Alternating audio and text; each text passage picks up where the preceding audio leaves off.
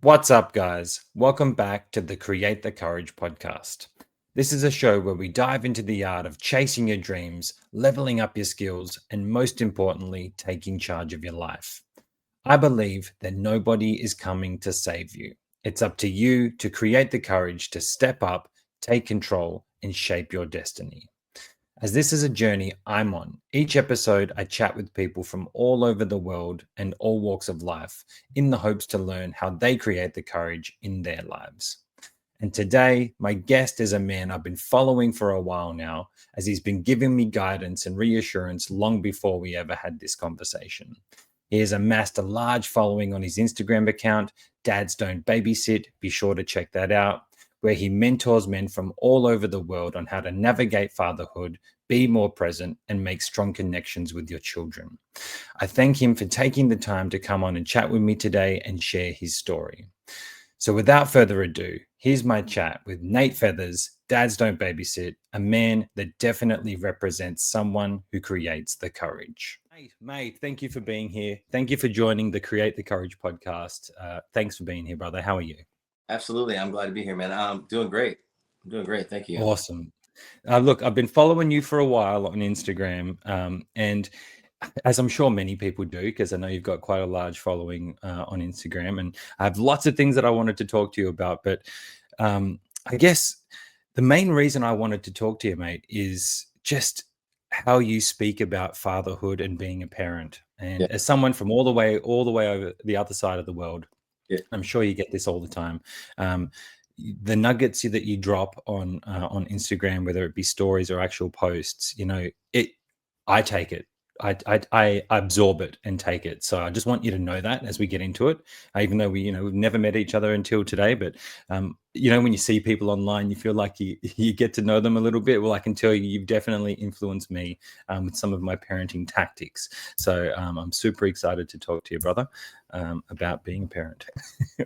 Seriously, that I'm that like sometimes you're speaking into like you're speaking into your phone and you're like, I really hope this hits, because it's obviously stuff that I'm sharing because I want to see guys change, want to see parents specifically Mhm.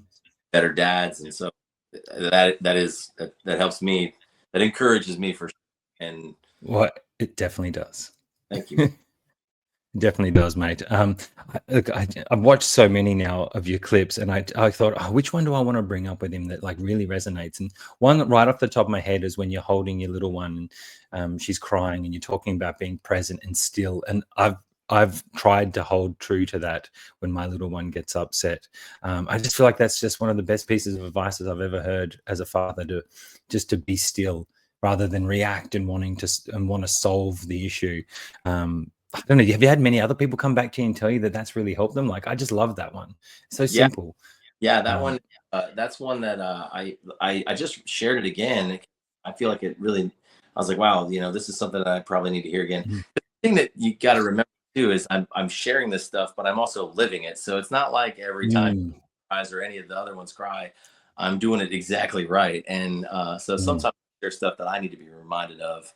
And that was one where, yeah, that's a huge one. People ask like how you do that. I think that the one thing I get is guys are like, yeah, but they'll say stuff like, yeah, but what if they're like trying to manipulate or whatever? And I'm just kind of like, mm, I don't really think we're there. I don't like you're looking at your kid in a way that like, you know what I mean? Like I used to do that. I used yes. to, oh, this little 2-year-old's trying to manipulate me. And that no, they're not. Mm, They don't have the ability to think like that. We no. do, and we're frustrated with the situation. So then we're like, yeah, that's what they're doing.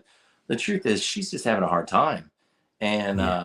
when I come in like there's two sides to that really. There's the side of it that I'm like, I've watched my wife be, we've had all sorts of texts during the day where it's going to be a fun time tonight. And then I've watched her just be like, I can't even look at you right now because of how you just treated our kids. So there's two to it really. There's the side of it that is Hmm. these little ones need me to bring peace to them. And I said Hmm. last one where I was like, our chaos consumes, or our calm consumes their chaos. And that even hit me where I'm like, wow, if I felt like she like sinks into me and she pours out all of this chaos, but I'm Mm. big. I'm to her, I'm huge, right? And so Hmm. keep pouring it out, and I can just keep taking it. And when all of that chaos is gone, what flows into her is all the peace that I've just been handing to her while she's doing that. And Hmm. and what you get is this calm kid that doesn't feel worse because I was yelling at her at the same time, right? I wasn't telling her to Hmm. stop crying. That's usually what dads do. It's, we want to be like, this is not an efficient use of our time. You're crying over, or it is like you're crying over a piece of candy, or like something tore off of a balloon, or you popped a balloon. That was one we had tonight. Oh It's wow. stuff like that, right? And so there's Yeah. that, It. gets all that calm. And the bonus is that my wife finds it really, really sexy. You know what I mean? Like, I don't know how to tell That's a bonus. out of it, like the long distance, like long term, my daughter's going to trust me and feel close to me. Like, your wife finds it really Yes. hot when you come into a situation and you're not an asshole, and instead you're like really calm and you just kind of handle it. Yeah. Oh, mate, it really does resonate. Like, my daughter's 8 years old now, Uh-huh. and I'm still trying to use that. If she's had a bad day, or if she's really upset about something, it's something about being stoic. I think as a father, being stoic in chaos, being the calm. Literally, when you did it, literally the next time she got upset, I tried to do it. I was like, I'm implementing this right now. Yeah. I'm thinking about it. I'm going to be calm, and I'm going to be, and it worked, and it does work.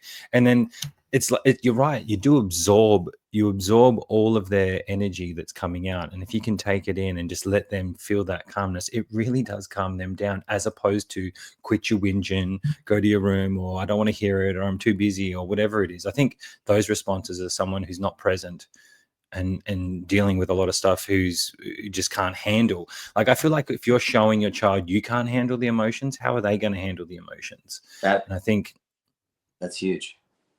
yeah, like, but I got that from you.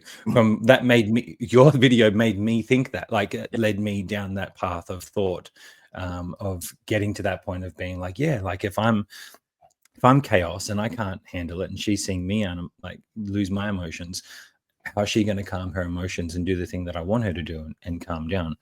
So I thank you for that, brother. That's just one that really sticks out to me, that I just really wanted to talk to you about. And I hope other fathers can implement that when it comes to chaotic moments with your kids. And I might even try it on the wife next when she's getting upset. I'll see. I don't know if you've tried it on your wife. Is that one that works or not? Or is that dangerous?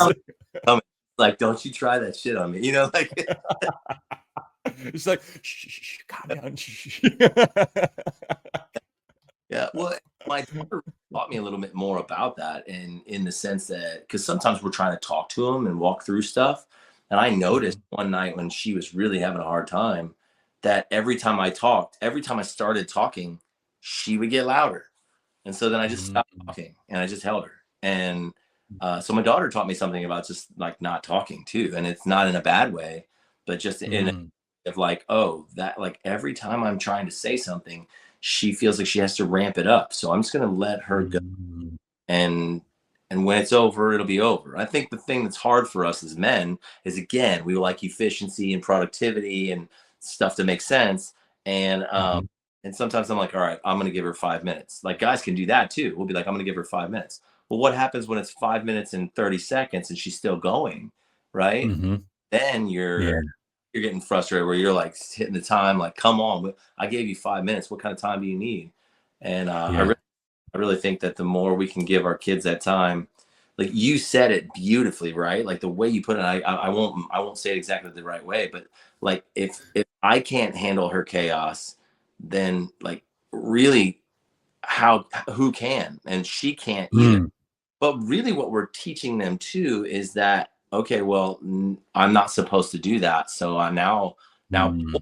specifically will start to teach to like suppress that and push it down. Oh, I'm not allowed Yes. to have that emotion. I'm not allowed to Mhm. say. And now we're coming into a place where, as men, they won't be able to tap into emotions, and they'll carry that trait on into their parenting. You know? 100%, mate. Like, you made me think about that again. Like, I feel like that's the beginning, that we kind of set them off on not sharing their emotions or their true selves with us in fear that we're going to react in a negative, angry way. And I feel like that's where the connection from parents and kids start to drift apart, because then they just stop sharing at all with us. And then we don't even notice. We just think that they're quiet and good, but really they're just pulling away from us. I know that from my personal experience growing up, where you just get to the point where, like, why do I even bother with my parent? I'm just going to just not even share it with them, because I know where it's going to go. Like, Yeah. so I really think that is true. Like, it's those moments when they're young, right? That we've just got to be present. I think I think the biggest thing is just being present, to be aware of doing these things when they're having these emotions. I look at being as a dad and I think you're definitely like this. The way you lead is being a leader, leading not just by providing, but leading by being an emotional leader, and leading by example of how you conduct yourself when you're in a bad mood or upset or whatever. So yeah, I feel like that's just such an easy one that people could do, and that I've been implementing since I watched your video about it, and really just trying to be more present in doing it, that I think people could implement straight away. Now, one thing I wanted to ask you, because I know, have you got 5 little ones, 5 children? I have 6 total. 6 total. Wow. One's 20, one's 18, and the other 4 are under 10. Okay. Oh, wow. So chaos. Just say that's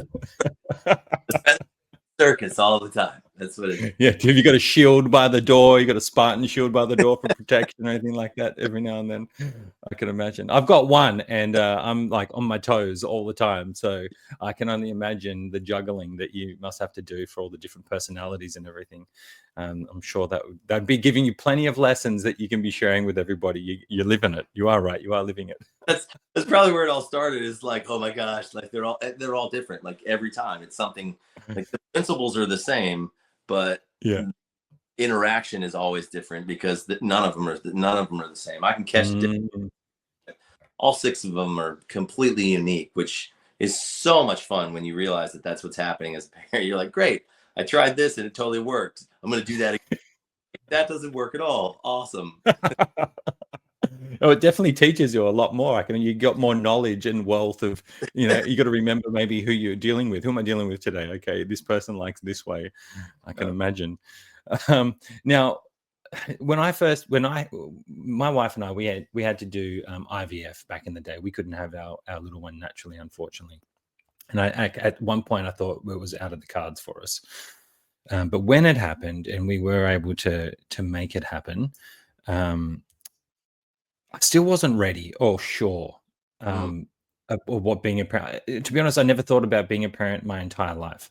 Yeah. I was just selfishly into what I wanted to do.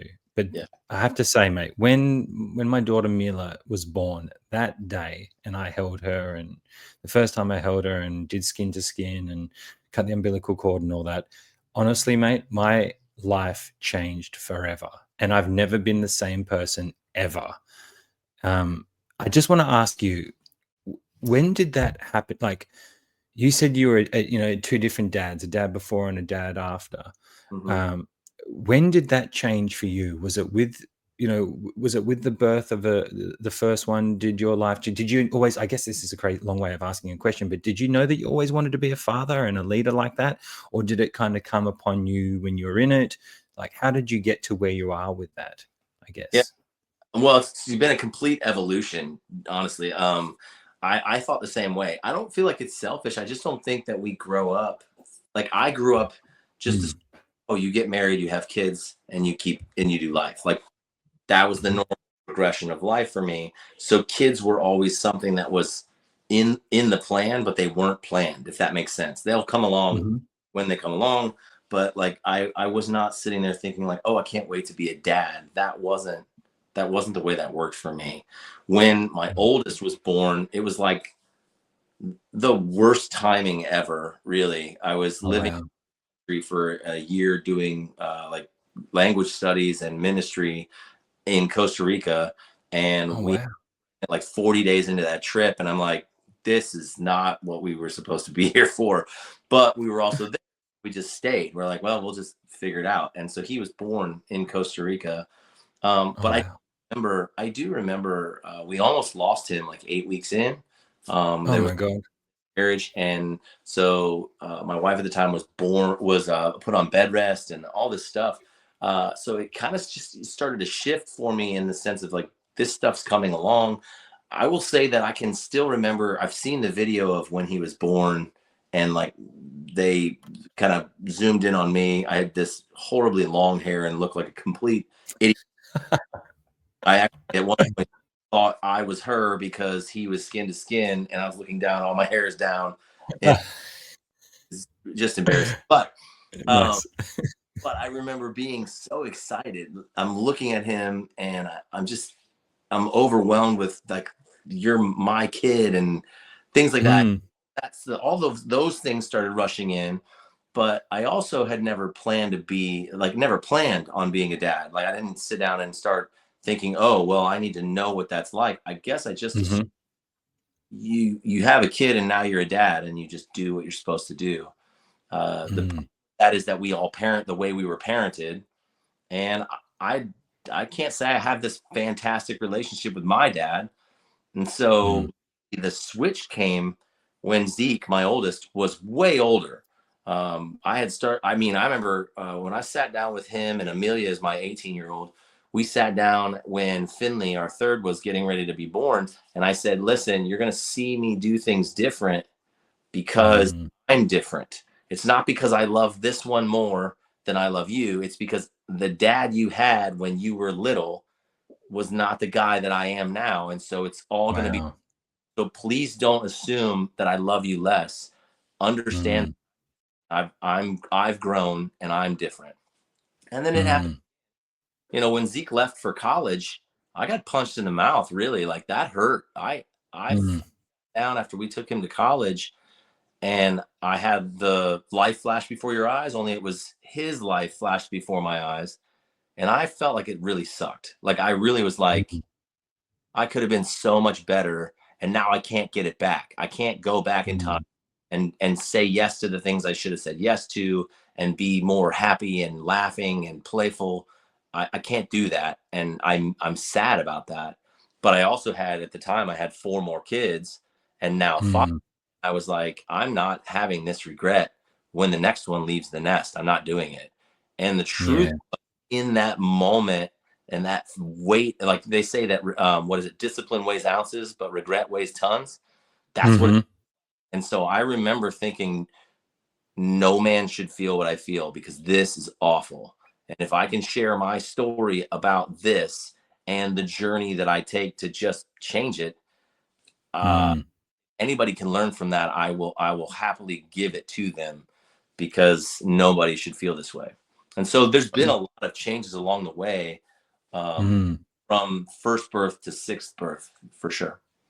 Yeah, wow, that's such a thank you for sharing that story, mate. Like, look, I have these types of thoughts all the time. Am I doing enough? Have I been present enough? Have I like and my fear on the end is that um that I'm going to mess it up. I have that fear of messing it up. But you're right. Like you don't think about or plan to be a father until you. Well, I didn't either. Like I didn't really know what to expect. I'm just like, oh, we're just going to have a kid. At first, maybe I said, I'm going to be strict and I'm going to be like, I'm going to make sure they're not being naughty and all this stuff and all that.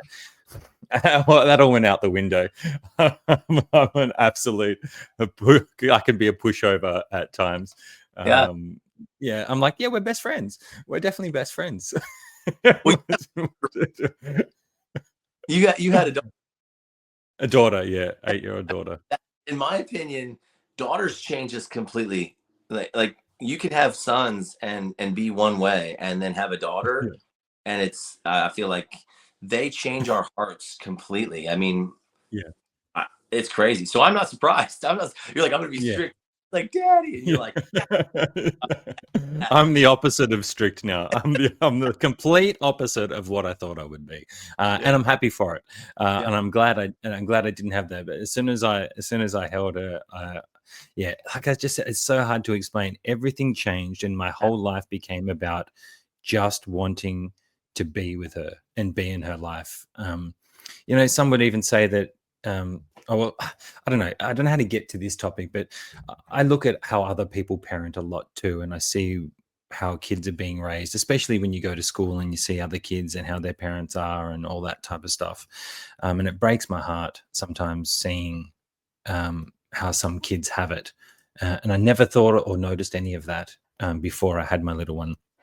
But all I know is it really changed that, you know, I want to be just, I always think about now when it's, down the road, when you're old and it's time to go, what are you going to think about? What's the most important thing? And I always land on just knowing or wanting my daughter to know that I gave her everything I could and that we had a great relationship and we spent our life together, as opposed to just having you and then you go up and then you go away and then we talk once every week. I don't want that. I want like a life together of friendship and guidance. And, I want to teach her about everything. I want to teach her about how to do your taxes. I want to teach her how to start a business. Like I want to teach those things because unfortunately, like I grew up not being taught any of those things, and you kind of just grow up and you go, I don't know if you were the same, mate, but I just grew up and started working and had no guidance on how to plan for anything or do anything, or unfortunately any of that. It was kind of like maybe how they were raised as well. Like you said before, you parent how you're raised.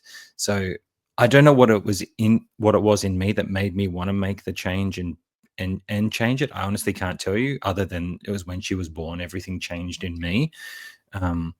Like you mentioned that it changed for you as you learned from your other children.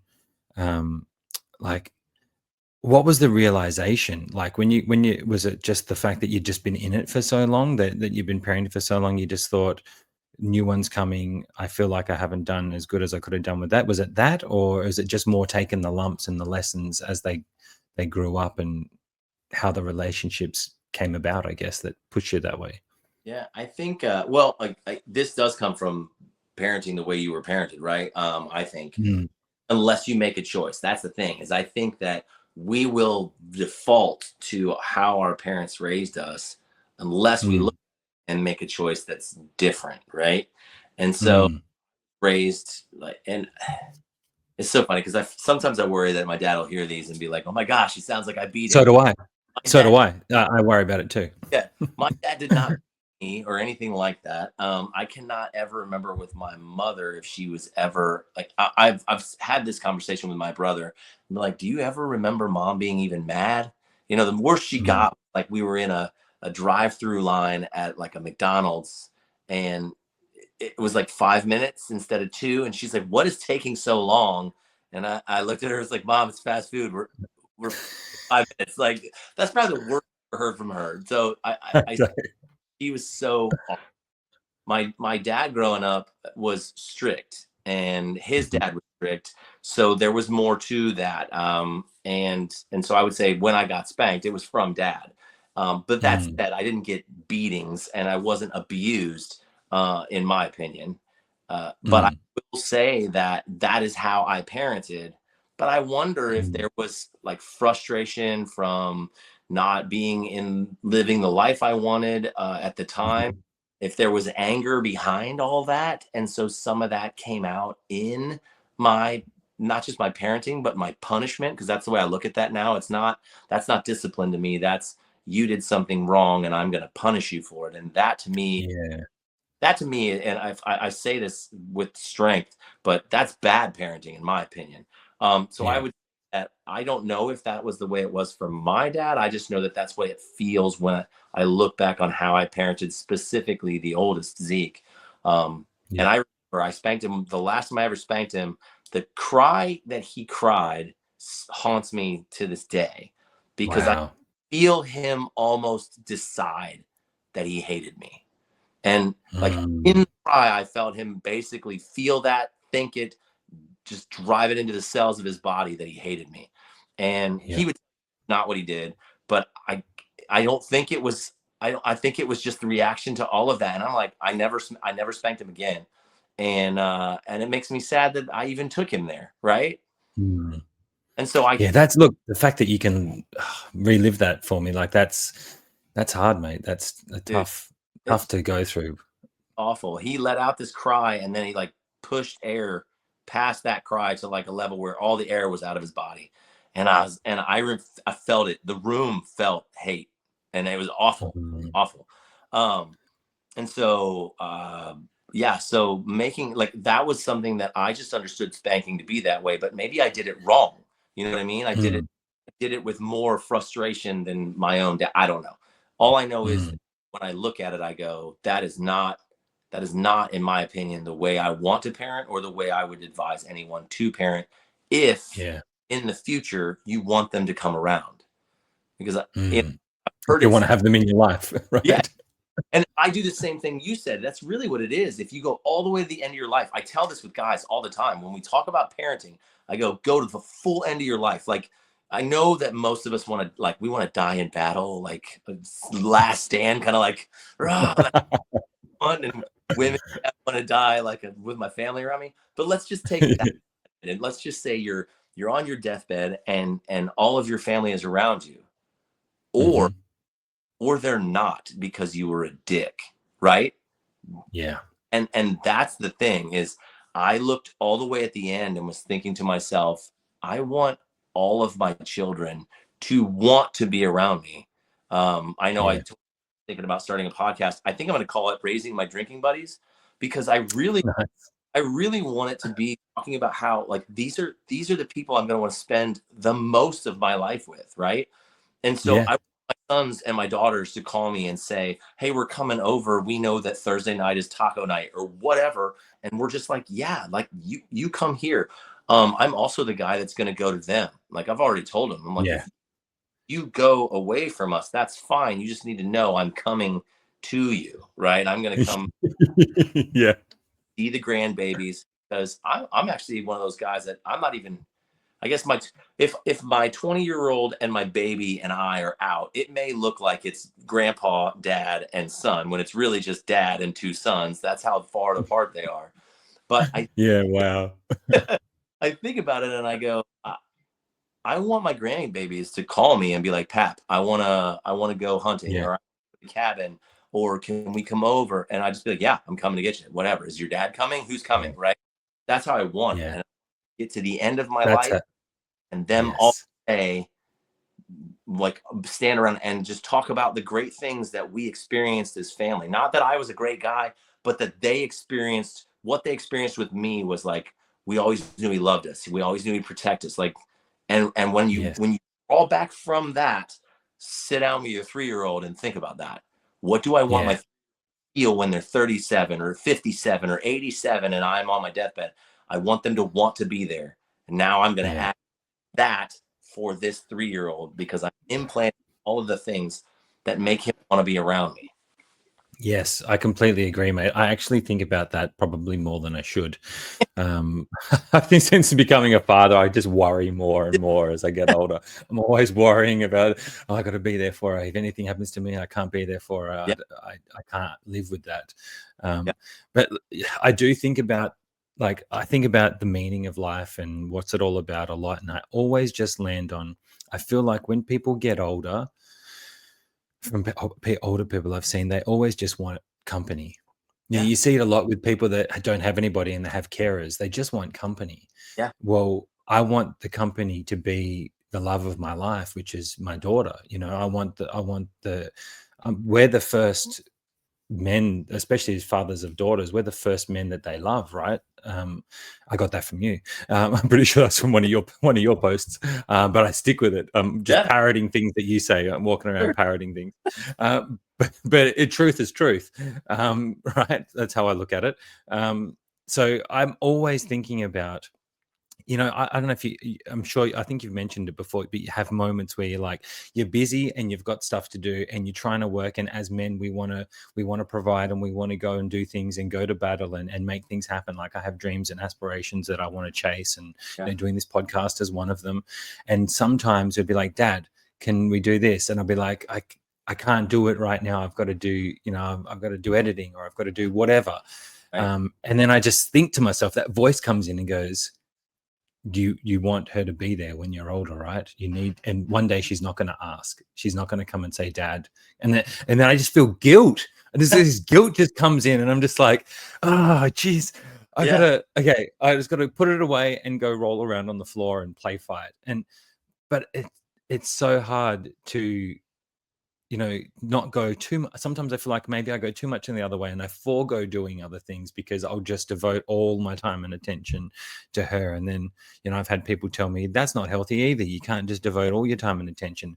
And then I'm like, oh, yeah, but like I'm at my happiest when I'm playing with her or talking with her or doing things like we go swimming a lot together, or she's just getting into working out, and so I'm trying to get her into working out. And even though she's 8, she wants to get jacked, Yeah. and do things like and get fit. And I'm like, I want to encourage all that, but life does get in the way sometimes, and you have responsibilities and things. And I just always try to remember those moments of like, when you're older, what is the most important thing to? What are you going to want? You're going to want none of this stuff in the background I've got here that I'm into is going to be there. No one cares about that. It's my relationship with my daughter is the main thing. So I think we're both on the same page about that.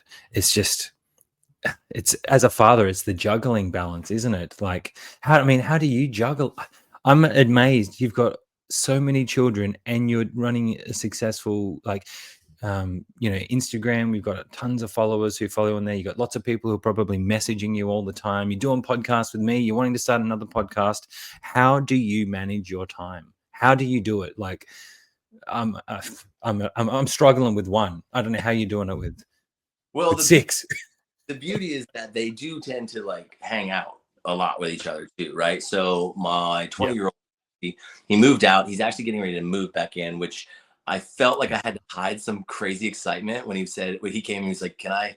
What would it take if I like rented from you guys and moved back in with you?" And I was like, "That'd be cool, man. That's cool." And inside, I'm like, "Yeah," it was excited. And he asked me and Meg at the same, like when we were sitting in the kitchen, and I'm sitting there like, "Yeah, totally, just move in, whatever you want." Um, and like we're working through some stuff. He wants to be an entrepreneur, and he's Nice. like, to be in a space. He's like, "Dang, you guys really push me that way." I'm in the space where I put myself around people that do that and think the same way. And I know you do that because you're always talking about it. And so he's like, it Mhm. just makes sense to me. And then we were talking about, okay, well, when you start, you won't have any money. But I've always said, like, don't ever, we pass, this is awful, maybe, but we pass like homeless people on the road that are panhandling. There's a lot around here in Nashville, it seems. And I'll look at my Yeah. kids and say, you never, ever have to do this, ever. Like, you Yeah. can come home. Don't be so prideful. Yes. Don't come back home to us, because if I ever find you here, I'm just going to get out and put you in the car and take you home. I Mhm. don't know what else to do because you don't have to do this. Um, Yeah. and so he knows that. And so, we're working through all that would be, but he will come in, and my 9 and my 8-year-old are like, "Zeke," and they jump all over him and they go throw the That's football, so cool. and I'll be in here. I mean, we're transforming the garage into a gym right now, which I'm really excited about. And so I've been Awesome. there a lot, and I do a lot of cooking. My wife cooks amazingly, but I do a lot of that because there's littles that are constantly at my wife's feet too. So there's a lot. Mm. And so when Zeke comes over, they throw the football. And I even just the other day I was like, I should be out there throwing the football more. But Mm. when I say that, I'm literally I think that day I was cooking and holding a baby at the same time. So it's not like I'm not doing Yeah, you some, gotta give yourself a break, a little yeah, bit of a break every now and then.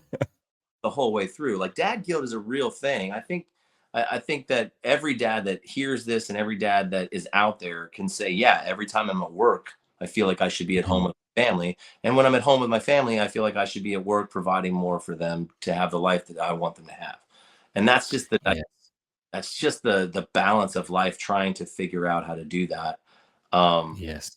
so it's really, I mean, the thing I do, I think that there's things that will fail in my opinion. There's three ways it fails. We either will get the sleep we need and we take care of ourselves, and then somebody doesn't get taken care of, or and then Mhm. we do great at work, right? Or Mhm. we get good sleep and our people aren't taken care of, or our people are taken care of, and work suffers. Yeah. Or work does well, our people are taken care of, and I sleep less. And I've always Mhm. chosen to sleep less. Um, Yeah. and that's not a sacrifice. I don't feel like that's a sacrifice. That to me is like well, that just makes sense. I'm just going to do that one because that means I can take care of taking care of my family, and I can take Hmm. work, and I'll be okay. And maybe that's Yeah. like there's a real like, some people say you got to have balance, and some people say you can't have balance. Um, I choose to sleep less so that I can be awake when they're not awake, doing the things that I want to accomplish. Um, Yes. and then I completely agree. the other side of that is I try to take them with me as much as possible. The older they get, the less they, Mm. right? But like if you're Yeah. editing those, I mean, you're doing some cool shit, right? Like what you're doing, I'm like looking at what you've got behind you, the stuff you're doing. Like bring Thanks. like, yeah, come here and be like, this is how I edit, Yeah. and let her get in there and do some Yeah. editing. Take my kids with me as much as possible. Yeah, for sure. That's what I do, mate. I want to get onto the health thing in a sec, but I will touch on this. Like, she's so unimpressed by it because she's around it. She's just like, your dolls, go play with your dolls. And I'm like, come on. I'm like, I'm your dad. I'm the grown man. I'm like, they're not dolls, they're action figures, all right? I'm like, don't. She would literally rip into me about it. She's hilarious like that. But she will come in and she'll like she came in and started just writing, typing the other day, and just while I was in here, because I make videos posing these things for people who collect them. They're called Yeah, hot toys, so they're high end figurines. But right I on. use them as a conduit to. I love storytelling and stories, and I love heroes. I love superheroes because I love the lessons that it teaches you to be more heroic in your everyday life. That's kind of the cheesy way of me saying it. Is I look up to those stories like Spider-Man, for instance. Great responsibility, great power comes great responsibility. I look at that as a father too. You have great power and you have a great responsibility to raise your child better, and to, I'm the type of guy who's going off on a tangent, but I'm the type of guy that I return the shopping trolley to where the shopping trolleys go, regardless of where I am, because that's one of the things that you don't have to do, and no one's going to get upset. But it's an integrity thing. So I'm like, every time, like my wife will be like, just what are you going to take it back from? I'm like, I'm going to walk the 100 meters to take it back because I'm showing her that you're doing it not just for you, you're doing it for other people. And Right. that comes back to why I love like the heroes and all that. It's about doing, sacrificing to do the right thing. Anyway, so I get to use them as a conduit to make stories and pose them and recreate scenes that I love and that I Yeah. grew up with in my childhood. So that's why I love them. It allows me to create. They're a conduit basically to create things, and that's what my other YouTube channel's about. Yeah. Who people are probably sick of me talking about, but that's why I love them. I love the characters, but I also love making stuff, doing things, telling stories.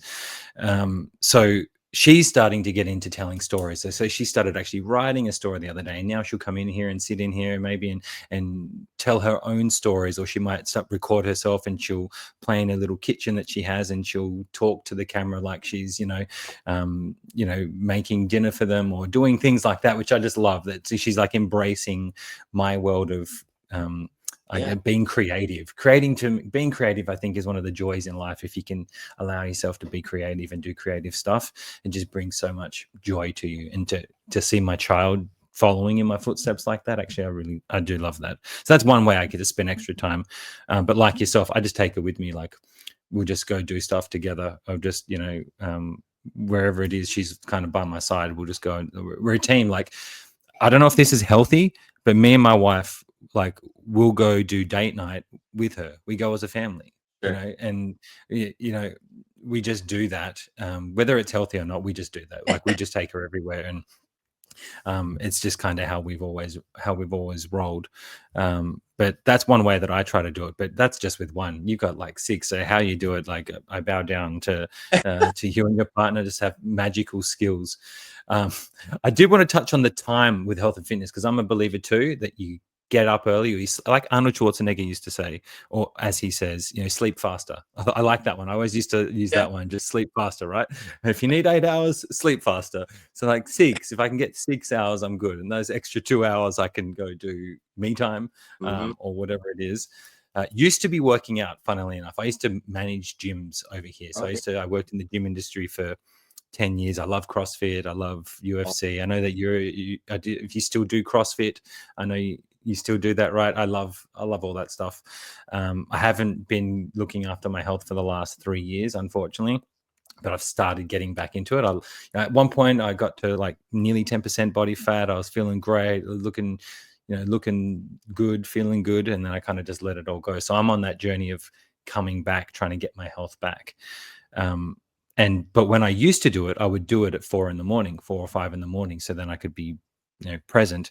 But then YouTube kind of took over and I supplemented the exercising for doing YouTube because I didn't have the time to, like, it came about, where do I fit things? So now I'm at that stage where I'm trying to find where I can put fitness again while still working, while still doing the online stuff. But I think morning time, I think you mentioned in one of your videos, training in the morning and in the importance of training in the morning. Did you just do that one recently, right? I wanted to talk to you about that. I don't know. I mean, that is my thing. Like, I really believe that as men, I mean, you don't have to, but I don't know when else you would, right? As a dad, Mm, when else you get a chance to. If I don't go to the gym or do the workouts early before everybody gets up, it's probably not happening. And that's not because at some point mm, I'm going to go, nah, I don't really want to. I love working out. So for me, it's like, I want to go. But at the same time, the question becomes, well, what am I leaving in my wife's hands? mhm, I leave in the middle, like I have left in the middle of the day and done it. I've had like a need, more mentally needed it than physically. Um, mhm, it's like, okay, well, if I leave at 3:30 and she wants to try to start to have dinner at 5:30, that's 2 hours out. She's got to start dinner with what, four kids sitting at her feet or mm, everywhere at 4:30. So that seems fair, right? And so mm, really, it's really trying to figure that out. Whereas if mm. I just get up early, no one else is awake, right? And so the babies are Yeah. asleep. I'm not missing out on anybody. So I think that getting up early is the move Mm, to actually accomplish it. It's funny because my oldest is always like, "Why are you getting up so early?" That's what he would ask, and he, for whatever, mhm. got up at 5 the other day, and he worked out and did a bunch and read and did a bunch of stuff. I think he was trying to accomplish 75 hard, and I think he's going to go back onto it Oh, because wow. he failed. Which, if you've ever tried it, like failure is I almost, haven't tried it. I nearly tried it. One of my old PTs I used to work with nearly convinced me to do it, but I just wasn't ready mentally at the time yeah, to it's. do it. But my thing is, and Andy Frisella says this, and I totally agree with it, and I've done it, and I totally agree with it all the way through. Is that it's not a physical challenge; it's Yeah. a mental workout. It's a mental change and a mental shift to change who you are. And I totally agree with that. I mean, he obviously created that, and I love Yeah. it. But one of the things he said, one of the things that Zeke said to me was like, "Dad, I worked out, I ran." I did all these things, and it was like Mhm. 9 in the morning. I was like, I felt so accomplished. I'm like, welcome to Yeah. winning. That's exactly. Yeah. And you don't. Welcome to winning. I love that. Yeah, yeah. Like, how you win, right? Just get up and do those Yeah. things. And when it's like, and there's I don't want to say it's an arrogance, but there's a great feeling if you work a 9 to 5 or you work with other coworkers and you've gotten Mhm, up. By the time you meet them face to face at 8 or 9 in the morning, you've already worked mhm. out and read and done all these things. You're Yep. like you're light years ahead of them on the day.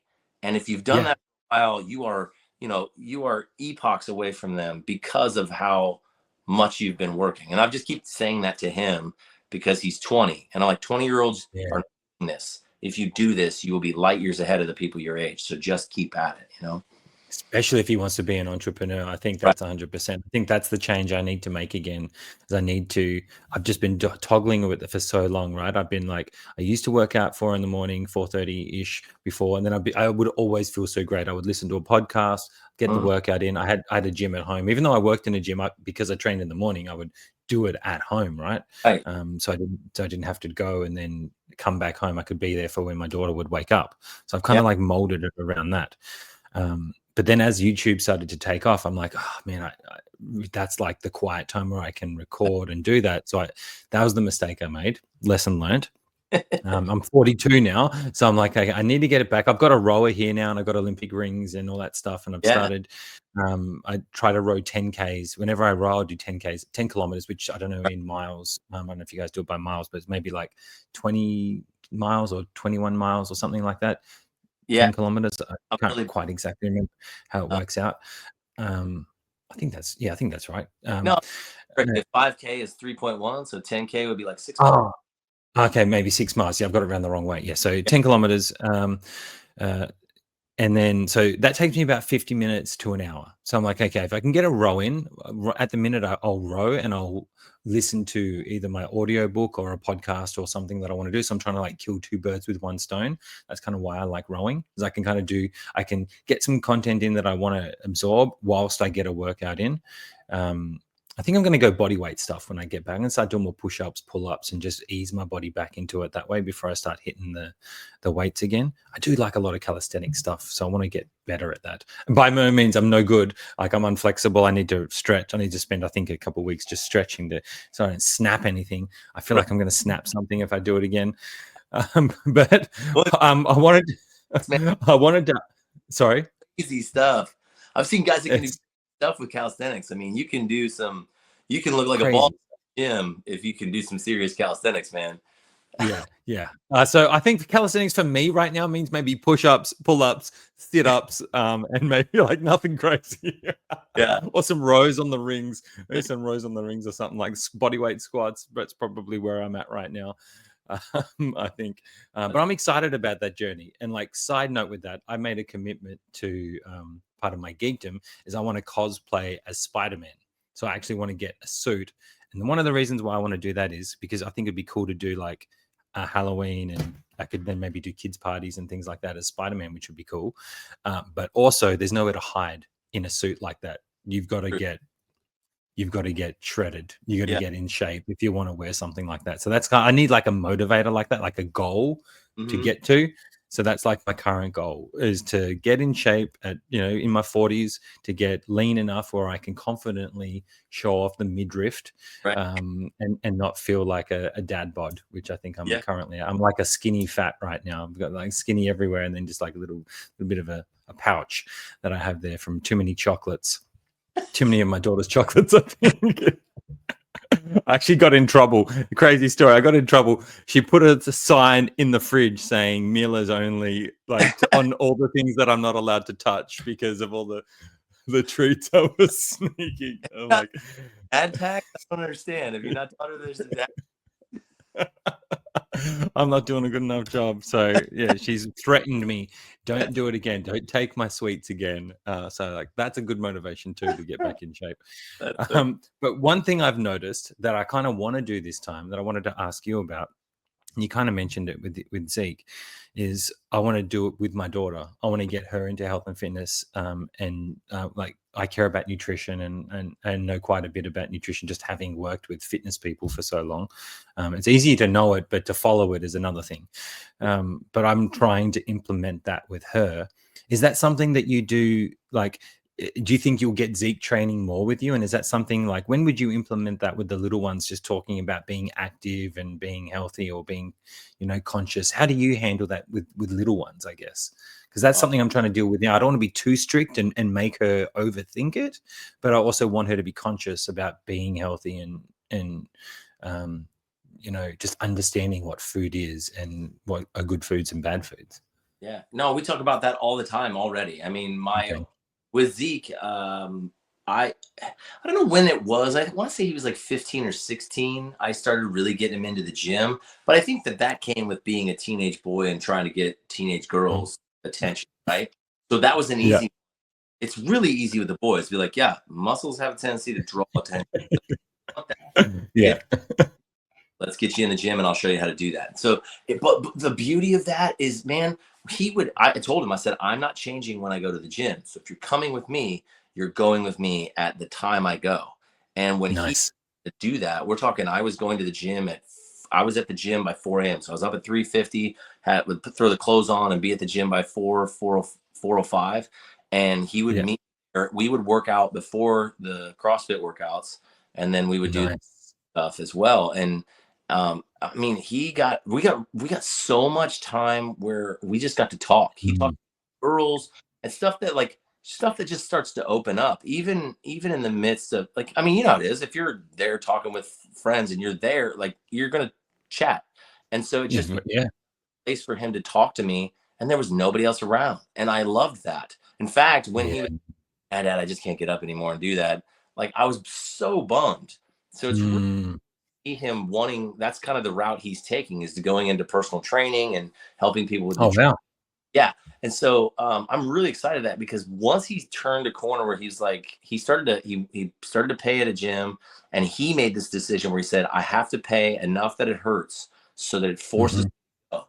And I'm like, Yeah. I mean, I said the same thing to you. So I love it that you're saying that. But like Yeah.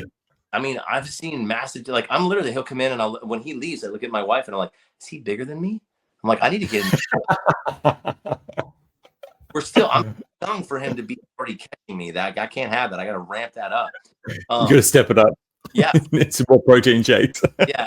He had me one night, to tackle me, and I caught him under his arms. Like, I underhooked him and like pulled him and threw him. He's like, dad, dad, dad, like all that. I'm like, we're not taking the just yet, buddy. Like, That's classic. yeah, of course. But then with the youngers, all of them come to the gym with me when they can, right? So having them in my house, I got all of the equipment today, and it's Nice. I won't plug who it is. I reached out to them and said, I love your stuff. I love what you do. I love that it's made in the U.S. Would you do this with me? Here's what I would do. So we've had a chance to collab with one of the companies, and Nice. and so I'm really hyped about it. But all the stuff showed up today, so I have converted the gym. It's all painted all black. I'm like so hyped. You're actually the first guys I'm telling. You're the first guy Oh, I'm telling. wow. Like, I'm so hyped because I've painted it all. It's all set up, and now all I got to do is attach all the stuff in the gym and get it all set up. And it showed up, all but a couple things showed up today. And my That's so like, Dad, are we working out tomorrow? I'm like, we're still great. tomorrow. Yeah, you can help me set it up. That's a workout, lifting Yeah, everything to put it all together. I moved in. Like, is this 500 pounds of weight? I don't know. Yeah, so the 8-year-old and the 9-year-old actually have worked out with me, or we've done Nice. my workouts. I've had them work out with me. My 4-year-old, I've shown her how to do some stuff. And CrossFit, my big thing with CrossFit is everybody wants to make fun of CrossFit for saying like it's bad form and all that stuff. Mm, I consider that bad coaching. And so if they mm, have form, it's because they don't have a coach sitting there telling them to do it the right way first and then learn how to that's do right. it. And so I'm on them pretty hard about doing it correctly. You only get one back, and Mm, you jack it up. You might be jacked up. You might have to mess with that for the rest of your life. yeah. So I really do pay attention to that. And then we talk about good gut health and good bacteria, how we feed Mhm. we call them the good buggies. So how do you feed the good bugs?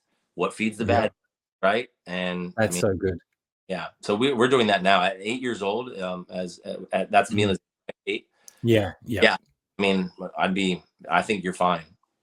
Yeah, she's really getting into it. Like I took her to, we run our own cleaning business now, and we actually clean gyms now. So I went from managing Yeah. gyms to Yeah. cleaning gyms, which is a crazy transition.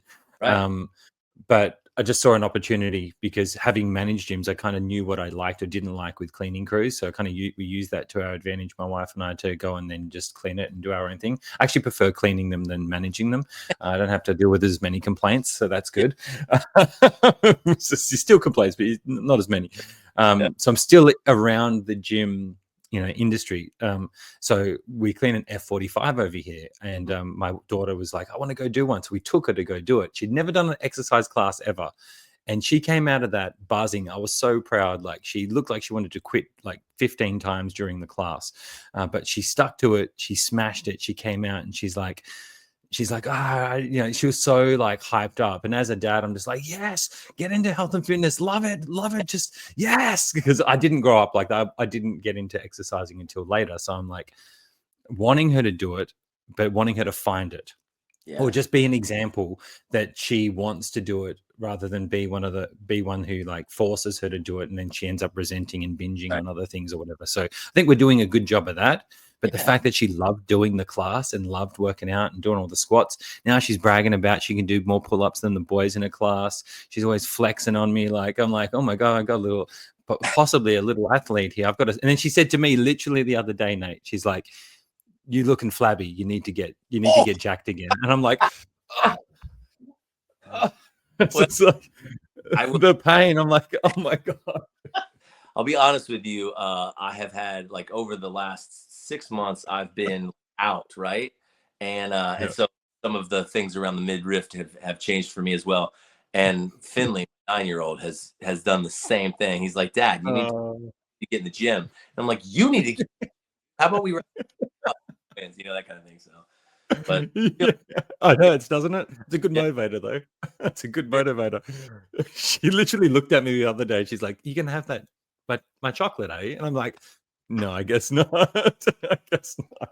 I'm a sweet tooth. I can eat healthy. I can skip on the breads and the pastas. I can skip all that. But after I've eaten like I've kind of gone carnivore in a sense, a little bit more carnivore lately, but I still will want to sneak the chocolate. It's just my Achilles heel. I really need to not have it in the house. It's just, but then having a little one, I want her to be able to, and she's so good. Like there can be chocolate sitting in there and she won't touch it one day, and maybe one day she'll have a chocolate. She's got such self-control. And here I am trying to be a good example, and I'm freaking, to the point where she has to put a sign on it. Like I'm failing as a father. I'm trying to be healthy, but I'm failing. I'm literally getting teased by an 8-year-old about how little self-control I have. So I've got to work on that. But I think us as dads have to be good examples like that, right? When it comes to the fitness stuff. And I love that you got the gym at home now, because that's going to change everything. I kind of want to bring that back to my place, because I had all the equipment and I sold it after COVID, because I'm like, oh, I'm working in a gym. I don't need to have it at home. And you know what I mean? So I was like, I don't need to have it. But I think that was my downfall, not having it at home, that I could do it first thing in the morning. So I think I've got to tweak some things there when it comes to that. But you're right. Totally do. Sorry? I said I encourage you to do that. I encourage every dad to do that. I mean, you don't have to like build a home gym. I mean, just get into a gym and do it. If you have the ability to build a home gym, then you can bring them along more. Like if you I can't take a CrossFit class, but I can do a CrossFit workout with, I mean, I have done it. I've had them with me. Like, I mean, I coached CrossFit, so I would go to the gym at times that there were no classes. And my kids got to the point where, well, is anybody going to be there? And if I said no, nobody will be there, they were in. They're like, we're going.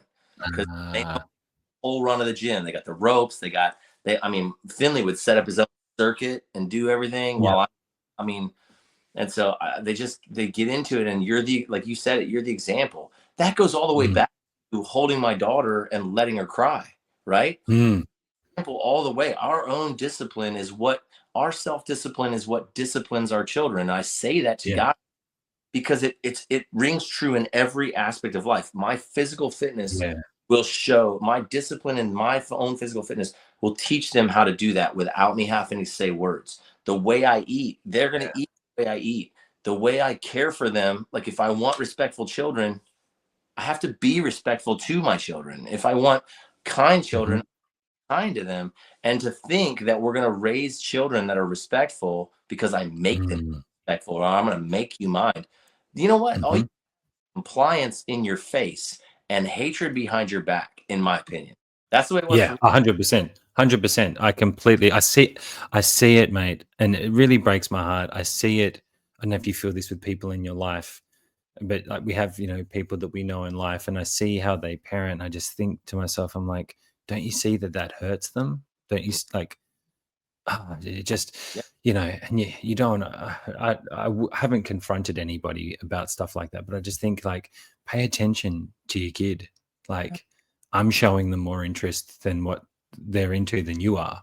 And I'm just, the friend of their, a friend or whatever, or a cousin or whatever.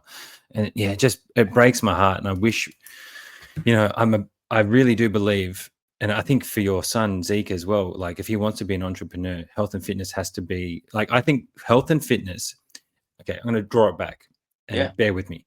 I believe if you want to do anything in life, like start a business, anything that you want to do, and you don't know where to start, you start with exercise and health and fitness, because I feel like that's the building blocks that sets the discipline, that sets goals, that sets expectations and result and things that you can see. I think it just builds everything, right? If you're going to start a business and you're not exercising, I'd say you exercise first and then start a business. I don't know if that's too dramatic or whatever, but I kind of always feel that way. And I just see, I see families that are unhealthy and they're raising unhealthy kids. And I'm just thinking, what examples are you like setting them, like they're already getting off on the wrong foot. It feels like when it comes to just discipline and just being conscious of your body and your existence and all that stuff. It just, it breaks my heart. Like, I'm assuming that's one of the reasons why you do what you do, mate. Like, how do you deal with, because you work with people, what's it like working with people that come to you like that? Are they generally always open, or are they resistant to, how do you have that conversation? Like, well, I think the resistant ones will, I see the resistant ones when they comment things like, yeah, well, you got to make a mind or whatever. You can feel that, and you'll see them comment that. The ones that are not, the ones that are open, those are the ones that will call you and be like, I need help. I yell at my kid all the time. He's only 3. I don't know why. And I actually, the first thing I ask is, do you work out? Like, that is literally the first thing I ask. Like, how hard do you work out? And then the next thing is, have you ever done breath work? Because like, that's the next step for me, in my opinion, is like, okay, if you do, I'm the kind of guy that's like, okay, put yourself in a position that's high stress, because it's gonna work the stress muscle, so you can handle more. Because kids are gonna take you to the brink, and you're gonna fail, and you're gonna have to apologize and all that. So you might as well be able to go way farther down the road than you used to be. And then the next one is, how do you come back to center? And I do this with my kids, and I love Robert Bill is one of my best friends. It's crazy because he and I are so much alike. He's the uncommon dad on Instagram. But awesome. we're so much alike, and there's so many things that we think that are the same, that he and I were messaging about something, and he messaged me. I was like, dude, you'll never believe that I was literally just thinking the exact same thing. And then he messaged crazy. But I would say he's one of my best friends, and we have never hung out physically, because he's in, I'm in Nashville, and I'm like, dude, you got to move down here, because I'm definitely not moving to Chicago, that kind of thing. But he does breath work. I did his breath work stuff. I went through the practices with him. I hired him as one of the coaches, because he's better at that than me. So if someone's like, I don't do breath work, I'm like, Robert Bill's your man. And so it's a plug for him here. But he is awesome.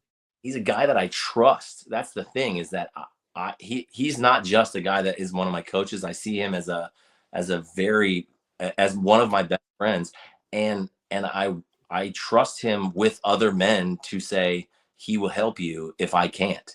And that's cool. Yeah, that's really cool. I called him, and I literally said, I'm working through all this stuff, but what I realized is that Wyatt, my number 4, is so much like me that if I'm not careful, I will do what my dad did to me to him. And I cannot do that to him. Not because my dad was mean or wrong. My dad just we didn't mesh, and he didn't get it. And that is okay, because he did the best he could. But as I look back, holy shit, my dad did that to me, and I'll be damned if I do that to him. And so I'm like, I gotta figure out how to not. And I called Robert. I was like, I got to go through this with you. And so working on getting centered and breathing and calming our central nervous system by just how we, being in, like, he does a lot of yoga, but being in very difficult positions like yoga, and then being forced to try and breathe like box breathing style, where you're not freaking out, like where your body's all weird, like all of your body is burning, and all of you is wanting to just quit. And then he's like, no, breathe right. And it's like, it's awesome, but it also the ability to take Wyatt's big ass emotions and be like, come here. And you just like, last night, I mean, he's so competitive. Oh, it's awesome. Like, it's awesome. But right now it's awesome because it's over like a video game, and he's like ready to train and all the things. And I bring him down. I'm like, look, dude, in the future, this competitiveness that you have is going to be awesome. Right now, it's with a video game, and it's causing you to want to hurt your brothers and break a TV. And through all that, because none of those things are positive, right? But before I can do any of that, he's crying, just crying. And so I just bring him in. He's 8, so he's not little. He's 8. I mean, he's little, but not. I bring him in, cry, and he's trying to talk to me, and I can't understand him, because he's trying to get back to the game so he can go fight and beat somebody. But he's crying and trying to talk, and I can't understand a word he's saying. And so I just said, why? I'm going to hold you, and you're going to cry. And when you're done crying, that's when you can talk to me, because I want to hear you, but I can't understand you between all the Mm. screaming. So we waited that out, and then I said, all right, now we're gonna breathe. So the stuff I learned from Robert, I'm also Wow. on to him, so that he can regulate his own breathing and regulate. Mm. And I think that when we learn how to do that and then we pass that on to our kids, we're giving them the ability to handle more and more stress. Not that we want them to have it, but they're going to be able to handle stress more in those, Definitely. because they got the skills to do it, you know? Yeah, I think great breathing is. Actually, I love that. I love that you said that because I haven't done any like courses or anything. I listen to Joe Rogan a lot, so I've listened to Mm. him talk to people about breath work and things like that in the past, Yeah. and I've used it myself just in stressful times. Like actually, to be completely honest, probably about nearly 2 months ago, I had a panic attack, a full Mm, on mm. panic attack. I think the second one I've ever had in my life, out of nowhere. It felt like out of nowhere. But obviously, there was things building up that led to it. Right. To the point where I'm like, "Do we need? Am I having a heart attack? Do I need to go to the hospital?" I was like, "Do I?" We were literally driving home. It felt like a heart attack. It felt like someone was sitting on my chest. Yeah. I felt like my heart was like going to burst out. My head was spinning. Like I was so dizzy. And we were driving home. I scared. I still regret it to this day. I scared the crap out of my wife. And I'm like, I think we need to go to the hospital. I don't know if I'm having a heart attack. My hands were tingling. Like just it was insane. We decided against going. I said, look, let's just go home and see if I can feel better. And honestly, I got through it just by breathing. Just I've learnt breathing a bit because I grew up with asthma. So rather than resorting to a Ventolin or a thing, sometimes I would have to just breathe through the nose. Yeah, I feel like I forget to breathe through my nose until I don't feel well, and then I will think to breathe through my nose. So I'm always trying to remember to breathe through the nose better. Right. But breathing through the nose is what really calmed me down in the end. It took about an hour and a half of me just pacing and breathing through my nose Wow. before everything like started to. It was insane, man. I felt like I had a hangover for like a week after. It Yeah. felt so weird. But ever since then, I've been I will try to breathe more and breathe through the nose. And that's one thing I've tried to implement with my daughter is like, when you get upset or you hurt yourself or whatever, just breathe through the nose. And she takes it on board and she does it. And I'm like, oh wow, like you forget how something so simple can be so effective is to just trying to control your breath. Yeah. For me, I only learnt it because of the asthma thing, but then listening to other people talk about it, I don't know if it's Willem Hof. Willem Yeah. Hof, does he talk about that as well? I think breath work. I've listened to a bit of his stuff, um, and I'm a big believer in the breath work and how it can help, like just calm and soothe. But I wanted to touch on like your little one with the competitiveness. My daughter's like that too, and like it's great, but harnessing it is so hard. Yeah. It's so hard trying to guide it because like we'll play chess. So we play chess together. I'm Yeah. like, I want you to learn how to play chess and let's play chess together. Yeah. But man, like if I'm winning or if I'm looking like I'm gonna win, it's like her competitiveness it's hard to rein that because she'll get fired up. She'll Yeah. get, and I'm trying to like, I don't know how to. Sometimes I don't know how to like. Then I feel like I have to lose to so she doesn't get so fired up, and I'm like, I don't want to just deliberately lose to make her feel better because then because then if she goes out in the real world and she loses, she's gonna freaking lose it. Like Hmm. she's gonna blow up. So that's Yeah. so hard for me to decide how to like harness that competitiveness. I don't know. I don't Yeah. know. I'm still trying to learn how to do it. Yeah, and the hard part too is that, like, okay, so in the midst of this video game, um, I don't play video games. I've never been. We never played them. And then when I would go to my friends' houses where they played them, because I didn't have a game console, I just Yeah. let play. So I'd get into it because they were playing, but I never played. Mhm. Right. So I don't really do that part of it. But I can say that I get into, like, if I'm watching TV from the time I was a kid. If I'd be watching TV, my mom would have to stand in front of the TV to get my attention. And Mm, when they get into the games, it's like that's life right there. Like they are living mm, the game, and I think we forget that, right? yeah. I'm calling them from the downstairs. And I'm like, yo, like, and then I come up. And I'm like, why aren't you listening? And it's not that they're not listening. They're so into whatever they're doing that they're not Yeah. hearing anything out there. And that's where Wyatt goes. He gets into it, and then it's like Mm, life. Like the game was his life, and he was mad as all hell. And so I think that's the Mhm. part is that being able to look at them and realize that it's not important to me because I'm standing Mm. outside of all of it, but it is important to him because he's Yeah. inside. He hates to lose, right? Yeah. But and if I put that in my situation, I work I work in a land sales team, and I was last place this last sale, and I was fucking pissed. Like Oh, I reckon. dude, like I'm too competitive for that. I can't. Yeah.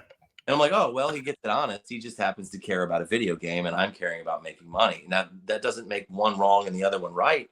It's just that Yeah. he and I'm 44, right? It's just Yeah, we still get it. We still get it. right. Yeah. We still get. So I'm trying to. It's weird because I guess the way I kind of look at this is it used to be that I used to think like make them mind, make them do what you tell them to do. They should do it. They should be fully obedient, and Mhm. they shouldn't like you don't ask questions. I'm dad, right? I used to be that way. Mm. That's what I grew up in. And the truth is, I think about that and I go, yeah, but what does that make for the future? That makes someone who just does what they're told. Well, I don't want that. So Mm. be able to be a strong enough dad with rules that are not like principles that are real and solid, but rules that are pliable inside of those principles for them to ask questions and bang against them. It's almost like they're waves crashing against us, right? We have to be the Yeah. rocks for them to crash against, so that they can handle whatever life throws at them. And I think that this competitive thing is the same deal. We look at a 6-year old who's crying at the end of a baseball game because they lost, and Mm. stop crying. It's just a game. I said that Mm. to my 9-year-old the other day after the Chiefs lost the Super Bowl, right? Yep. I Yep. mean, he didn't want to go to school the next day, right? He didn't want to go to school the next day. And I'm like, hey, listen, man, like, how do you think Mahomes feels? How do you think, Mm. like Travis Kelce is somebody that's a big deal in our house? I'm like, how do you think Travis Mhm. Kelce about this? And he's like, yeah. I'm like, do you think they have the right to kind of want to stay in bed today? And they're like, yeah. I'm like, okay, well, we didn't play the game. Mahomes got beat up. So he probably needs to stay in bed so he can heal. But stuff like that. Yeah. And when I left, my wife was like, you told him it didn't matter, that we didn't have anything invested in that like they did. And she's like, but he's invested, like emotionally invested. Shit, you're Mm. right. That's totally true. It is. It is. Yeah. Oh, damn. Yeah. So it's stuff like that that we don't put because they're little, we don't put them into our place, Yeah. right? And Yeah. one of those things where she said that, I'm like, yeah, you're so right. And I'm like, I didn't know this, but he was also shit talking at school. So there's that Oh, yep. to deal with. But then I'm like, all right, well, you talk shit, it didn't work out, and now you got to deal with the consequences of doing that too. Maybe next time don't talk so much, that you I love that. words. But it goes back to um they have all the emotions we have. Yeah. And so when it goes to that competitiveness thing, I feel like I don't know, you hone it probably by practicing it, and I make them lose. Like I don't let them, like we play I chess. need to get better at that. I Like need to get better at that. we play chess, and they don't beat me. Like Finn caught me one time. He caught me looking, got my queen, and I got beat. But I don't let him win. And Wyatt gets real mad about that. But I tell Mm. the moment you beat me because you beat me, you'll know I didn't let you, and it feels better, right? If I just let you win, Mm. like you're like, oh well, Dad probably let me win. It's like it wasn't real. But my boys, Yeah. they beat me in chess, or they beat me in anything. If they pin me in wrestling, if like Zeke gets a hold of me and I can't get out and I tap, they know that if I tap, I really tapped, because I'm not tapping unless you put me out, or that kind of thing. That's So I think that's we so good. I need to get better. I do. I'm too soft. I'm too soft. I'm just I need to get better at doing that. Definitely. Now, video games, I've given it to her. I've given it to her on that. But yeah, chess is one of those ones I need to be a bit. I need to get out of her way and let mm, her lose gracefully. Because I do believe in you got to learn to lose gracefully so you can appreciate winning. So you can win graciously. yeah. You need to be able to lose graciously so you can win graciously. So I got to stand by my words more on that. I think for sure. Man, it's just so hard when you just parenting's tough. It is. Parenting is so hard. It's the hardest job we'll ever have because it, right? Even when they move out, it doesn't like, I think like, I told you I like I didn't goose egg, but I did not win the sales competition and I was pretty pissed about it. But I will say this, I own a business and I was running that at the same time. It wasn't supposed to overlap, but it ended up overlapping. Mm-hmm. Oldest was on roofs while I was at the office. And I knew he was on roofs that I am walking that at times I'm like, that's precarious. And I know subconsciously my brain wasn't in my work. It was on him being out there. Even though he's 20 and, you know, turns 21 this coming May, like even though all of that stuff is going on, I'm still worried about him. Like that's not just a mom thing. That's a parent, you know? Definitely. So definitely. And you know, it gets me, look over here in Australia, we have a different culture to America. I've got quite a few American friends, and our cultures are different in the sense of like, especially we got a very multicultural over here, and there's lots of different, like my wife's Vietnamese, and my daughter's half Vietnamese, half Australian. And their cultures are very different. And in their culture, in Vietnamese culture, it's very, it's just very different. It's how do I explain? Just how they think about things and do things is very different to how I grew up, I guess, doing things. That's the best way I can put it. It's just, but like in some cultures, it's the father goes and does the work and that's all they need to do. They don't need to do anything else. And whereas I'm like, no, I want to do the other thing. This is my little mini me. This is my little mini human. Like, I never loved anything like this, right? So how could I just want to just go out and work and get the money and not do anything else and not be involved or have the conversations? And that's something that we get a lot here. So I can completely understand that you'd be worried. I don't see me at any age being okay not thinking about her. Like I'm the type of dad where I'm like, oh, you're going to move to America? I guess I'm moving. Like I'm going, oh, you're going to go to Italy? I guess I'm learning Italian. I'm like I will uproot. I said to my wife, I'm just like, I'm going. So whatever you want to do, like if you want to come. But if she goes somewhere, annoyingly, I'll be the chauffeur. I will go. I'll be your driver. What do you need me to do? I want to be around. Like it's the same thing. Like I want to be around them. I want them to want to be around me. But when it comes down to it, like I've said this. I'm like, I've asked all of them. I'm like, what do you think about us buying a piece of property where we run the driveway down into a big cul-de-sac, and each one of you can just build a house on the cul-de-sac? And I was like, I'll build the pool and the barn and the gym. I'll do curriculars. You just build a house there. Like all of them is like, yeah, I'm in for that. And I'm like, even the oldest, I'm like, yes. Bro, I'm like, that's the dream. Right. And I mean, then I'm sitting here going, and I know that I'm not, I guess I'm old enough to be a grandfather, and my son is old enough to have kids. He's just not there yet, thank God. But like, I'm hyped to be a grandfather now. I'm like, my grandfather we called Papap. And so I'm like, I'm taking that name. I'm taking on that mantle. And like I want the cul-de-sac to be where the grandkids play. I just go out there. That's where sweet, you know? Yeah.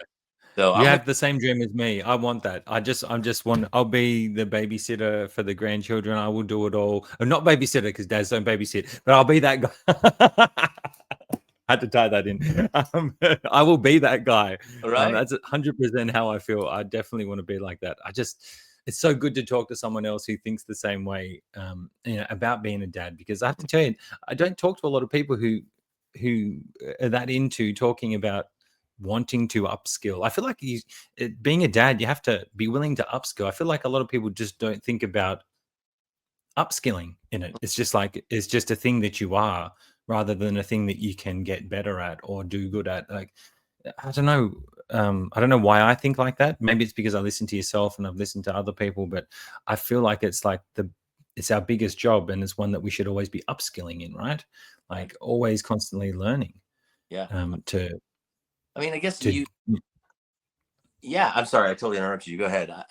No, please. I was just kind of spitballing. I was just thinking, like, I feel like it is something that we always need to upskill at. Yeah. I mean, when you find something that you like want to be good at, you get like the best in the world have coaches. The best in the world have coaches. Like we're just talking about the Chiefs. Now, granted, they lost, but like they have a coach, right? And Hmm. not one coach. They work with multiple trainers, and like there's all sorts of things that they do to be at this elite level. So if I want to be an Hmm. level father, I should be learning how to do that from guys who are ahead of me, guys who are better than me. So I'm with you Hmm. on that. I don't like anything that I find that I want to learn how to do. Why would I want to learn how to do it like to be mediocre at it, right? And so Yeah. I want to learn the skills. I always take that back to CrossFit, and I'm going, there's always something you can work on, right? I'm good at Mm. weightlifting. I've kind of got the body for that.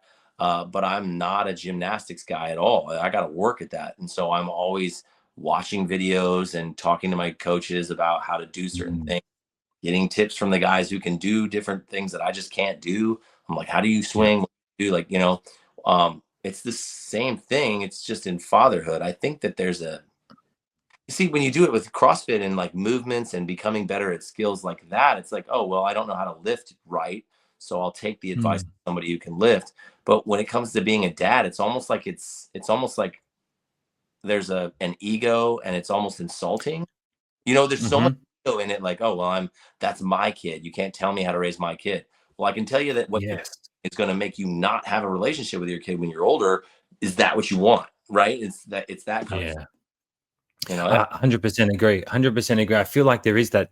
That's why I haven't been able to have conversations with other people in my life about parenting, because you get that feeling of like, don't tell me how to raise my kid, or you feel like you're insulting them if I'm like, for instance, I might be like, hey, like your kid said to me, why doesn't my dad play with me like that? Like, mm, like yeah. I I don't feel like I can tell you that, Mhm. because I feel like you're going to get offended.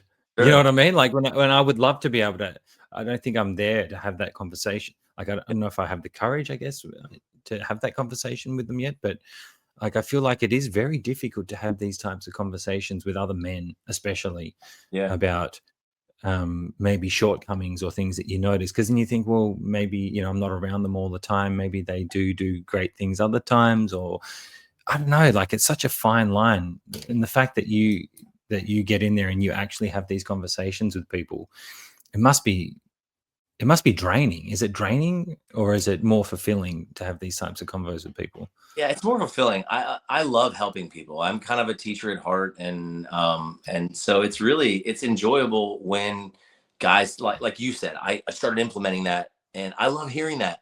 I did one, and I should probably just repost it because it was great for dads to try, and it was very practical. I just said hold their face, and I just hold their face, and I say I'm so great. It makes me tear up every time I do it. I'm Oh so god, you're gonna make me cry now. that you're and then I get to watch you grow. I get to see what you're going to do in the world and how you're going to affect the people around you. Like I have all these things I say that tell them I'm so excited and I get to be your dad. So I get to watch that from a close, like I get the front row. I get to be on the Mm. 50-yard line front seat. I get to be right there for it.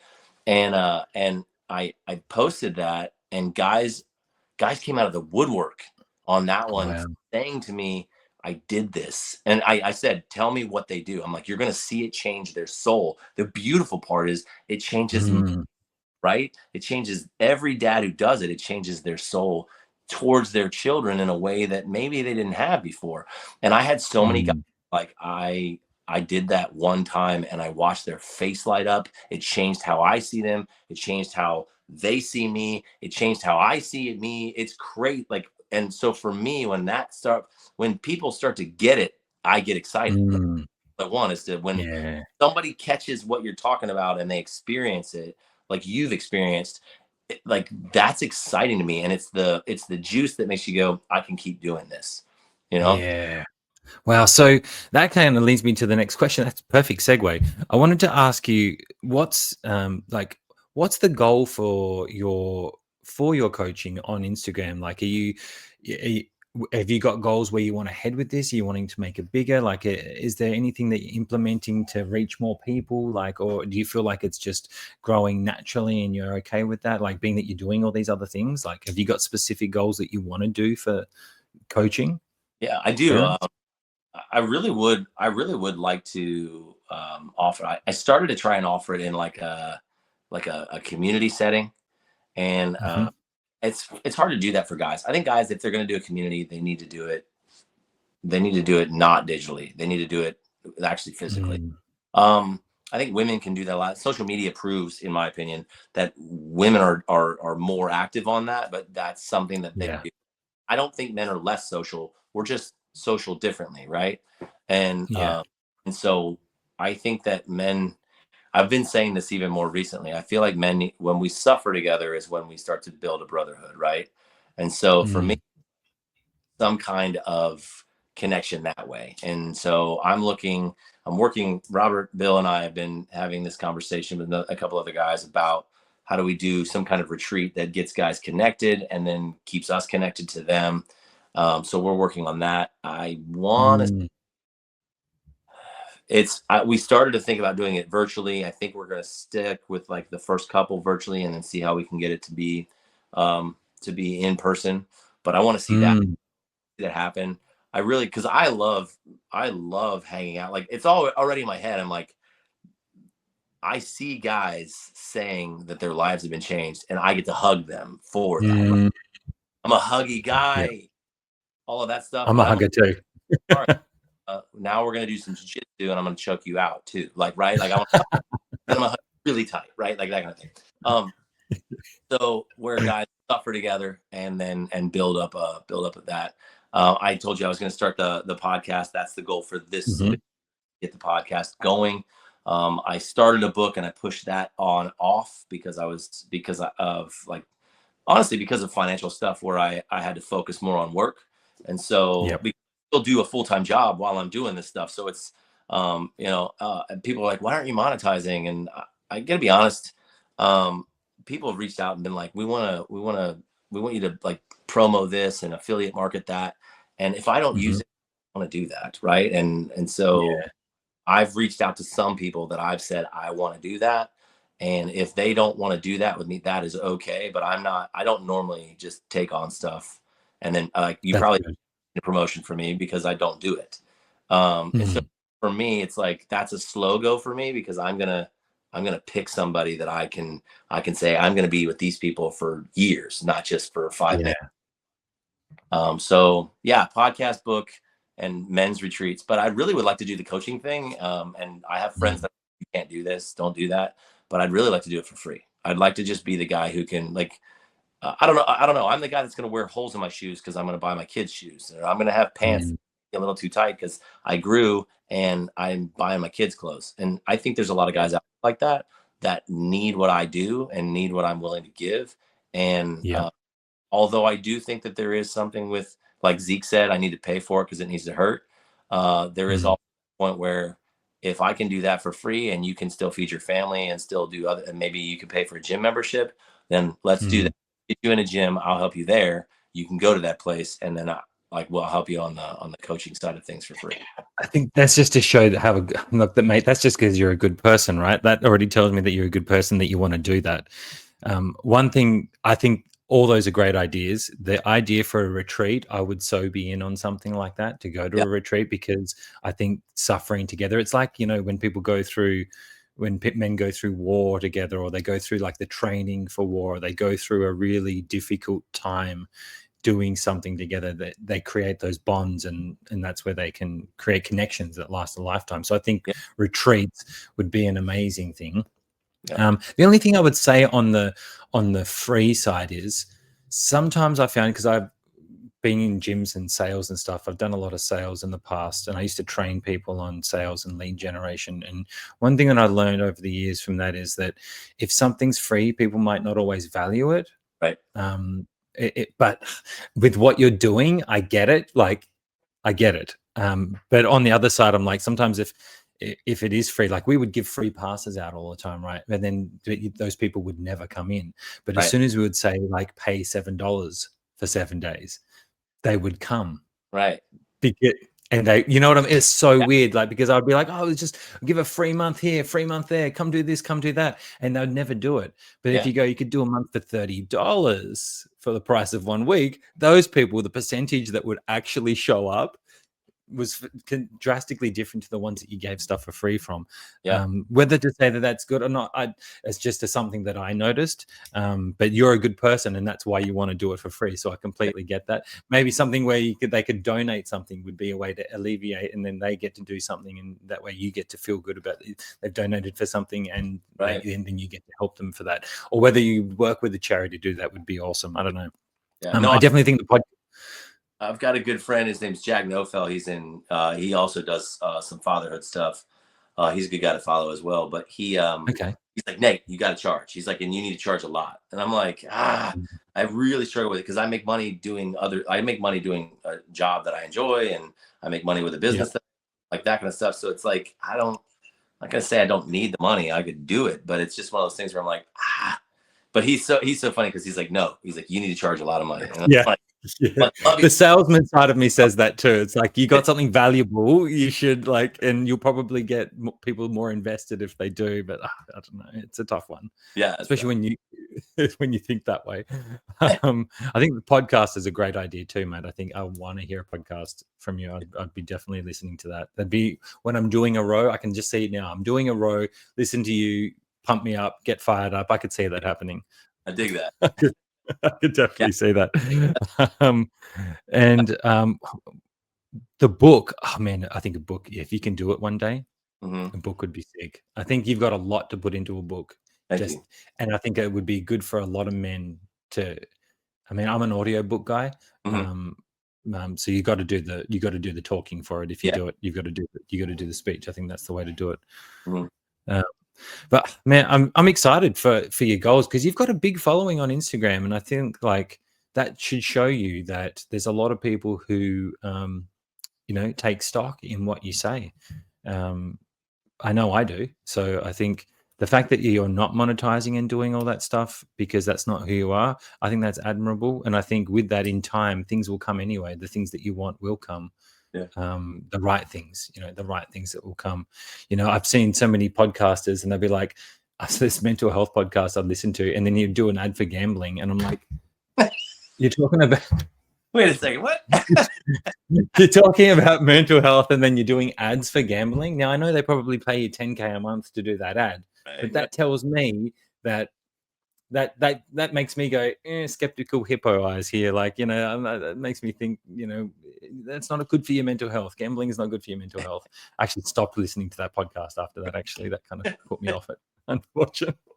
That's so funny. No, and the thing for me is I want it to be, it has to be authentic for me, because if I mean, like even in sales where they're like, well, you're not lying. I'm like, yeah, I'm not lying. You're exactly right. I'm not going to be lying to these people. I'm going to tell them exactly what there needs to be, because I'm not going to do that. Because if I know I'm lying, it won't come out right. It'll come out all discombobbled and problematic. And it's the same thing with that stuff. If it's like, oh yeah, I use this skincare and I never use it, then that'd be weird, right? I'm like, no. Or if, I use these weights when really I use these weights because there's better, and that kind of stuff. Yeah. I never wanted to be 100%. that. Do you follow any? 100%. I do, yeah. I like a lot of his stuff too. Yeah, I mean, I love all the self-development guys, and I think he's so powerful with how he delivers his messages. Yeah, He's just so commanding. It's just very commanding, and I like that. It's like I'm like, you're an alpha.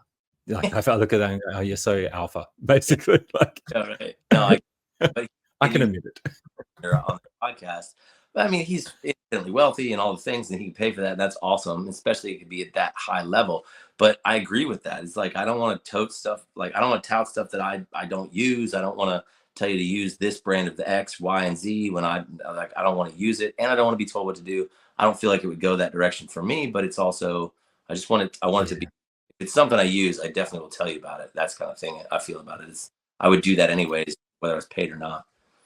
Yeah, I'm with you on that too. Like with my other channel, I've tried to get it where I could do reviews and maybe get things at a discount and things like that. But I'm like, that's within the field.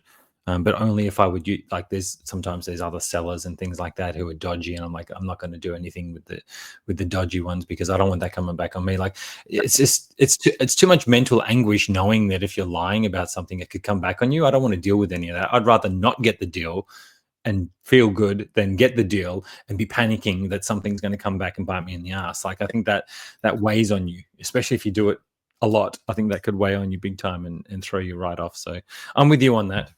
So if there's any sponsors out there, yeah, please feel free to reach out one day, maybe. Hit up Nate. He deserves it. I'm going to do it for you. Hit up Nate. If they should hit up Nate and help him out. Now, look, I heard Rogue is good. I don't know if Nate likes Rogue or not, but I think Rogue's pretty good when it comes to gym equipment. I don't know. I've heard that, right? They're pretty good. Great guys. Great company. I do love Rogue. That's all the equipment that I used to have. Yeah. I used to order it from I ordered a barbell I wanted to order a barbell from the US, and that was it cost a pretty penny. I bet. Holy cow. Yeah, it was it was one of the competition ones, so you could do the spinny ones. Black matte. That was my jam. I love that barbell. Anyway, reminiscing. Now, I'm mindful of your time, mate. So one thing that I like to ask people before we finish up on the podcast is, I guess, I might actually change it a little bit to more fatherhood. Sure. As opposed to chasing your goals, because I know you have so many gems on that. And I feel like I haven't even scratched the surface on the things that I wanted to talk to you about. But if there's a dad out there, or someone who's about to become a dad, or I know someone who's about to become a dad today, his child is being born today. Awesome. Yeah. Unbelievable story. He literally got diagnosed with stage 4 cancer. He's my first person I interviewed on Create the Courage, actually, Rob. Shout out to Rob. He got diagnosed with stage 4 cancer a couple of months ago. He's done chemo now. He should have been dead 2 months ago. He's waiting to hear back, but they think he's completely beaten it, and his daughter's being born today. Wow. He's an absolute bro. He's someone that you would get along with. He's just started a podcast too. He's done one episode. He is a no nonsense, like, big Kiwi guy, strong. He's a personal trainer, and he was running the health and fitness for a mining company as well. Got told he had a big growth all through here, and then he had like 2 months to live.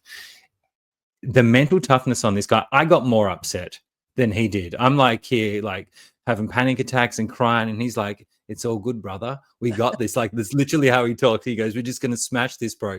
He booked himself into a 42-kilometer marathon whilst going through chemo. He goes, "I'm going to do that." Like, just what a guy. So shout out to Rob. He's welcoming his little girl in the world today. I just had to give him a shout out there. You would love to talk to him. But for any fathers or anybody about to become a father and they're worried or whether they can do it, what would be one of the first things that you would tell a man to focus on to prepare to be or to change your ways to start being a more present father? Do you have anything, or maybe a couple if you want to share, or what do you think would be some of the most important things? Sure. Honestly, it's the start. Infants are like the best ease into dadhood, in my opinion. They just want to sleep all the time. So just hold them. Yeah. Like, hold them all the time. And you're going to have, like, you get an oxytocin dump when you do that, right?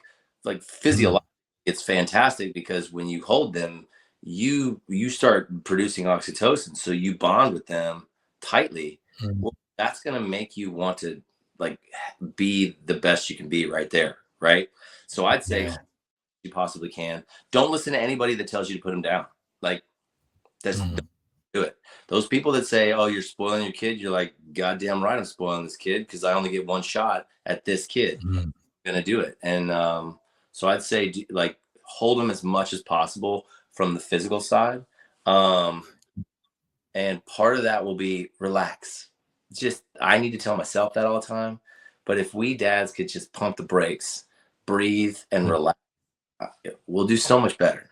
So much better. Yeah. It's just relax. Yeah. I think that, look, it's so true though, but so many people don't think about it or forget about it. I think, like, I think people are so frazzled and caught up in life that they forget some of the simplest things are the most important things. And I agree with you. I'm not putting my kid down or listening to someone tell me not to invest all that time in my child. Yeah. because this is my one child. That for me, it's our one child, and we may never get to have another one. Right. So for me, this is everything. This is just, it's just everything. That's the only way I can put it. So I think those are wise words, and I think definitely hold your kids more, be calm, like you told us at the start. And I think anybody who listens to this, go follow Nate on Instagram. I'll put the link to it in the description below. I'll also do some shorts and things to lead people to this episode as well. It's also going to be on Spotify. And I think I tell everyone to look out for your content. And if you really want to be a more present dad, follow Nate, and just listen to the things that you've got to say, because, mate, you're doing great work. Honestly, you're doing great work. And I feel like if you just keep doing what you're doing, I think you'll be having to turn away people throwing money at you for all the people, all the people that are helping, that you're helping, because you've helped me. And you continue to help me, brother. So I thank you for being on the podcast, mate.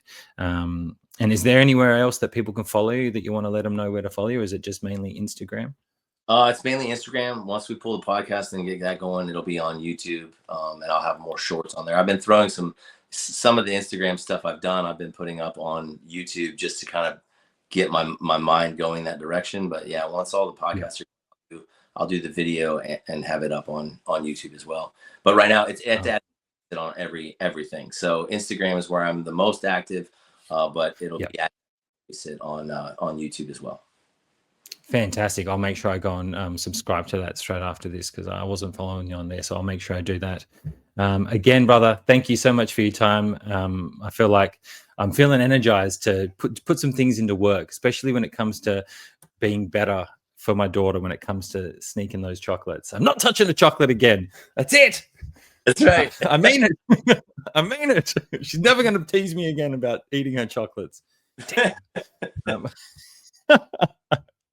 Mate, thanks again, brother. And everybody who's watching, don't forget to like, subscribe, throw us a comment. Let us know if anything that we've said here has impacted you, and we'll see you in the next one. Thanks, man. Thanks, brother.